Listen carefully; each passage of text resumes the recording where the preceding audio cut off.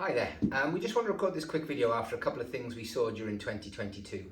So many of you watching this will have done your wills usually with us, possibly with an external legal solicitor, will writer, whatever it might be.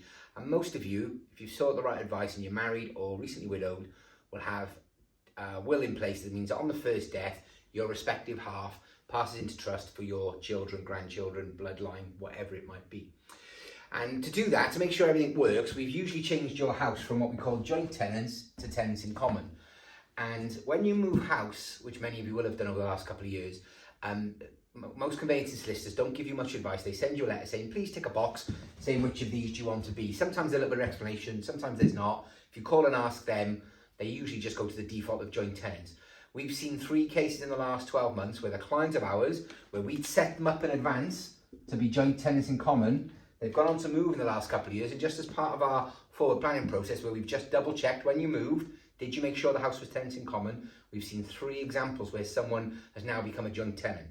I think that's morally and ethically wrong. I think the conveyancing solicitor should check how you already own the current house, and when you move they should make sure it's the same, or at least check you still want it the same.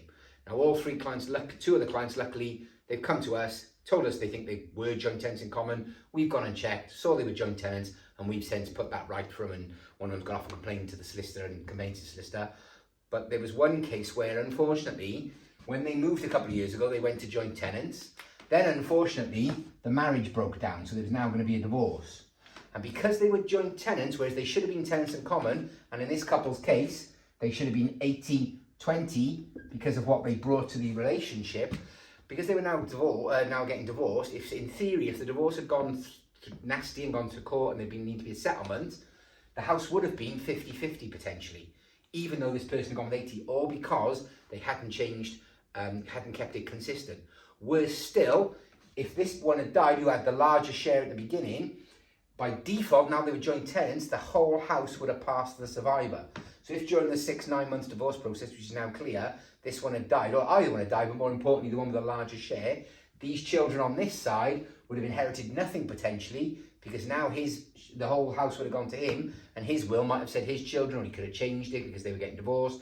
Anything could have happened. Now, luckily, we had a conveyancing solicitor go to the client's house very, very quickly and get something drawn up to protect it, but all because when they moved, they forgot to check with us, or forgot to speak to the right conveyancing solicitor about what they wanted to do.